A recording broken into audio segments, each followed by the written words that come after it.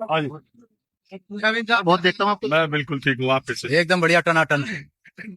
जिन जिन अवसरों पर मैं आता हूँ उन अवसरों पर भी आप सूट टाई लगा के हैट लगा के आ जाते हैं। मतलब जब हम आते हैं तब आप भी आते हैं यहाँ हर प्रोग्राम में। ये हमारे लिए बड़ी गर्व की बात है कि आप हर प्रोग्राम को कवर करते हैं।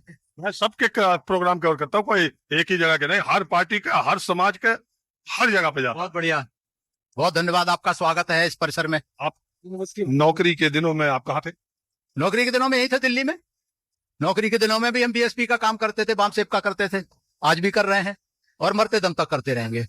मैं ये कहता हूं लोगों से कि मैं बीएसपी साहब काशीराम का अंधभक्त था, बहन जी का अंधभक्त था, अंधभक्त हूं और अंधभक्त रहूंगा मरते दम तक। ये मेरा दावा है। कभी मिलेंगे फिर आपसे हम बताते रहेंगे जी। चंद्रशेखर भीम आर्मी बना करके जो इस चुनाव में एक फोर्स बनने की कोशिश कर रहे हैं, उनके बारे में क्या विचार है आप?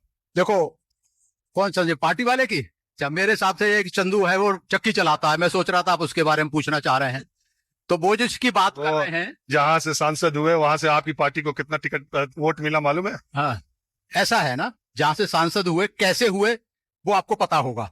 मैं गया था उनके साथ, जनता गए होंगे ना, तो वो कैसे हुए हैं कि बीजेपी, कांग्रेस और सबने इनको सपोर्ट किया है केवल उसको बढ़ाने के लिए, चमकाने के लिए। ये होता है ना, जैसे साहब कांशीराम कहते थे कि वो बटन वाले नेता, क्या उनका बटन तो बीजेपी के साथ में है। जब बटन ऑन करेंगे तो लाइट जल जाएगी, जब बंद कर देंगे तो बुझ जाएंगे। ऐसा उनके साथ। तो बहन जी के बारे में सब बोल रहे हैं, देखते होंगे आप। देखो, बहन जी के बारे में बोलने वाले बहुत हैं। पूरा आज की तारीख में अगर कोई नेता से, कोई सारी पार्टियां, सारे नेता डरते हैं तो वो केवल और केवल बहन जी हैं। किसी नेता से कोई नहीं डरता। आप ये देखेंगे, बहन जी का एक भी एमपी नहीं, मात्र एक एमएलए है पूरे देश में। फिर भी मीडिया पे कोई भी चर्चा हो, सोशल मीडिया पे, चाहे मेन स्ट्रीम मीडिया पे, बिना बहन जी के बात आए राजनीतिक चर्चा कभी पूरी नहीं होती। तो क्यों? इसका मतलब है कि एमएलए एमपी नहीं है, लेकिन अभी करोड़ों वोट, पिछले चुनाव में 1,25,00,000 से ज्यादा वोट आए, तो इतने लोग तो हैं। तो मीडिया इनको गुमराह करने के लिए ये सब करता रहता है, लेकिन कोई फर्क नहीं पड़ता। बीएसपी का जो वोटर है, आपने अगर 9 अक्टूबर की रैली अटेंड की हो तो वहां लैया चवेना लाए हैं, सड़क पर बैठ के खा रहे हैं। मैं भी गया था बस में यहां से, वहां पता लगा टॉयलेट जाने की व्यवस्था नहीं है, कोई वो है, लेकिन फिर भी गए सारे लोग।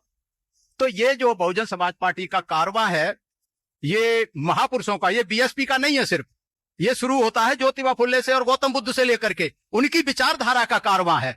तो ये कोई इसे कभी खत्म नहीं कर सकता, कभी ये विचारधारा मिट नहीं सकती, और बहुजन विचारधारा आगे बढ़ती रहेगी तो बीएसपी भी आगे बढ़ती रहेगी। आप सुनिए, मैं बार बार ये कहता हूँ कि जहां तक मान्यवर काशीराम पार्टी को लेकर के आए थे और जिस भावना से उन्होंने समाज के अलग अलग वर्ग को जोड़ा था, उनसे बड़ा सोशल इंजीनियरिंग का कोई आदमी आज तक पैदा, मेरे समझ से भारत की आजादी के बाद कोई आदमी नहीं था जिसने भारत की जातीय व्यवस्था को और भारत के लोगों के अंदर की पीड़ा को समझते हुए जिस तरह का यूनाइट उन्होंने किया, उस मामले में उनके इर्द गिर्द कोई भी फटकता नहीं।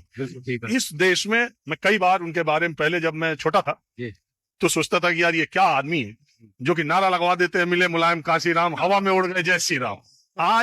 आज की तारीख में हिंदुस्तान में किसी नेता का ये नारा लगवाने का मादा नहीं है। उस समय भी नहीं था। ये काम सिर्फ काशीराम कर सकते थे, और लगता था कि करोड़ों लोगों की आस्था के भगवान श्री राम के बारे में ये नारा क्यों लगाया जा रहा है, और इसी नारे के बदौलत सत्ता में आ गए। ठीक है, उन्होंने जो अपनी आइडियोलॉजी के हिसाब से पार्टी को आगे, मैं आपसे इसलिए कह रहा हूँ, आपसे इसलिए चर्चा कर रहा हूँ, चर्चा इसलिए आपसे कर रहा हूँ कि ये विषय वो नहीं है नारा लगाने का, जिंदाबाद करने का। लोगों को समझ में आए कि उन्होंने क्या किया।